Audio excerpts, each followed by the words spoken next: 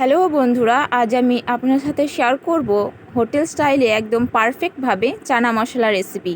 তো দেখতেই পাচ্ছেন আমি এখানে চানা মশলা 2 ঘন্টা ভিজিয়ে রেখে আমি সেদ্ধ করে নিয়েছি প্রেশার কুকারে 2টা সিটি দিয়ে।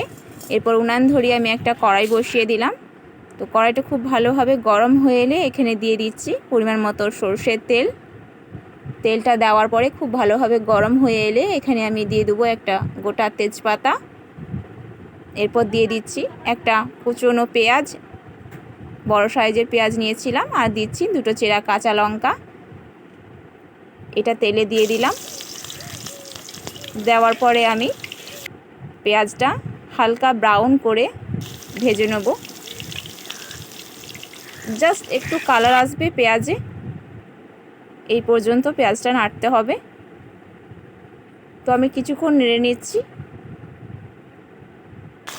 তো নেওয়ার পরে কিছুক্ষণ পেঁয়াজটা নেড়ে নেওয়ার পরে এখানে দিয়ে দিলাম আদা রসুনের পেস্ট।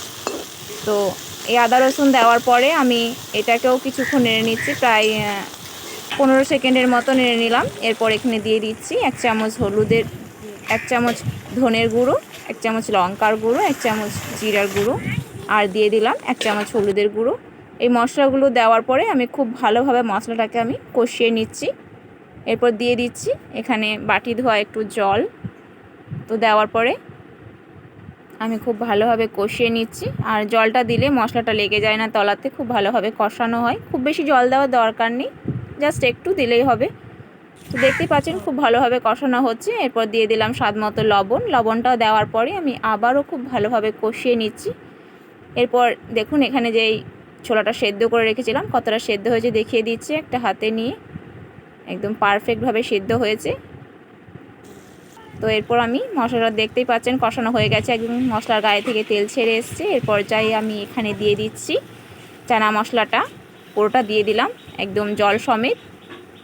তো মশলাটা খুব ভালোভাবে কষিয়ে নিচ্ছি চানা মটরের সাথে, খুব ভালোভাবে কষিয়ে নিতে হবে, তবে একদম হোটেলের মতো পারফেক্টভাবে হবে।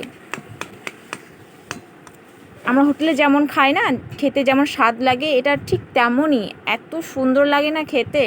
তো ভালোভাবে কষিয়ে আমি জল দিয়ে ঢাকনা দিয়ে 7-8 মিনিট মতো ফুটিয়ে নিলাম। এরপর ঢাকনা খুলে প্রায় একদম হয়ে গেছে। এই পর্যায়ে আমি এখানে দিয়ে দিচ্ছি একটু কাসুরি মেথি। আর এটা দেওয়ার কারণ হলো একদম হোটেল স্টাইলে স্বাদ আনার জন্যই আমি কাসুরি মেথি ব্যবহার করছি। এরপর এখানে দিয়ে দিলাম একটু চানা মশলা গুঁড়ো, আর দিলাম একটু গরম মশলা গুঁড়ো। তো আপনারা চাইলে গরম মশলাটা স্কিপ করতে পারেন। তো এগুলো দেওয়ার পরে আমি এখানে দিয়ে দিলাম 2টো চেরা কাঁচা লঙ্কা। বাস আমার একদম রান্না কমপ্লিট। এরপর আমি উনান থেকে এটাকে নামিয়ে নিচ্ছি। তো এটা ততক্ষণে ঠান্ডা হোক। এরপর আমি এক সাইডে লুচিগুলোকে আমি রেডি করে নিচ্ছি। আমি তো বাড়িতে তৈরি করছিলাম, তাই ভাবলাম আপনার সাথে শেয়ার করি, তাই একটু শেয়ার করলাম।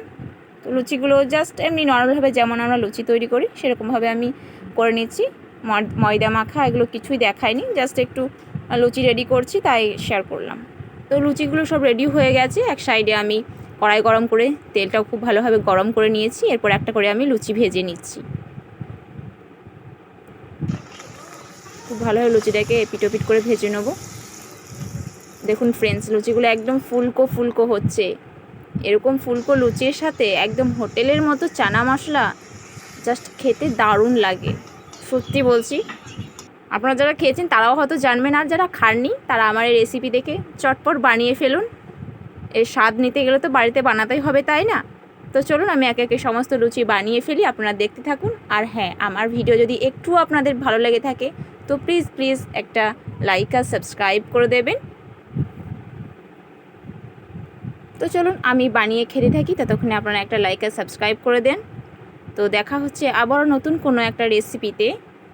আল্লাহ হাফেজ।